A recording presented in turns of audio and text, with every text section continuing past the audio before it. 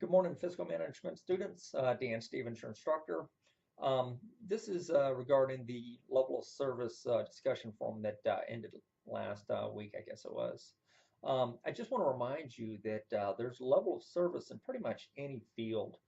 When I was the sole park planner for Osceola County, for example, um, we had levels of service. It was based on population.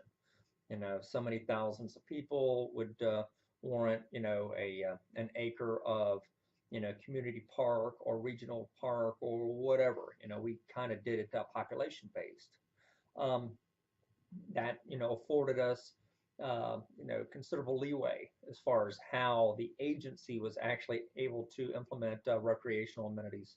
For example, the argument was if we did it geographically, maybe there was a community out here, Good Samaritan, or they're, like a retirement home or something, retirement community. Um, it might not necessarily be appropriate to have like a soccer field out there. They might actually prefer to have something else out there.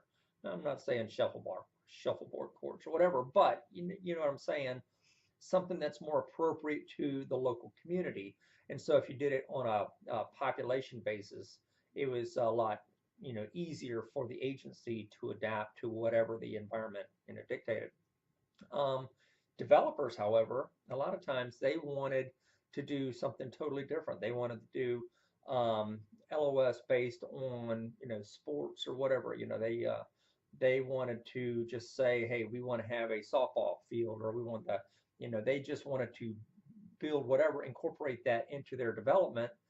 And the argument was that it just wasn't as flexible. So there's always a pro and con, and I guess that was kind of the crux of the argument with the California article, was that there were some downsides of that.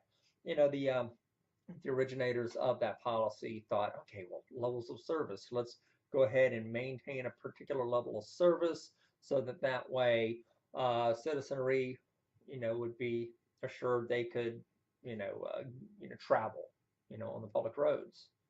Now, of course, as the article points out, there is a lot of downsides, with regards to the environment and things like that. So, anyway, just make sure whenever you're going into your particular field, look and see how exactly policies are evaluated.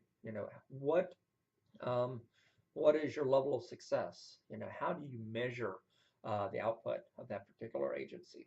So, anyway, have a nice day.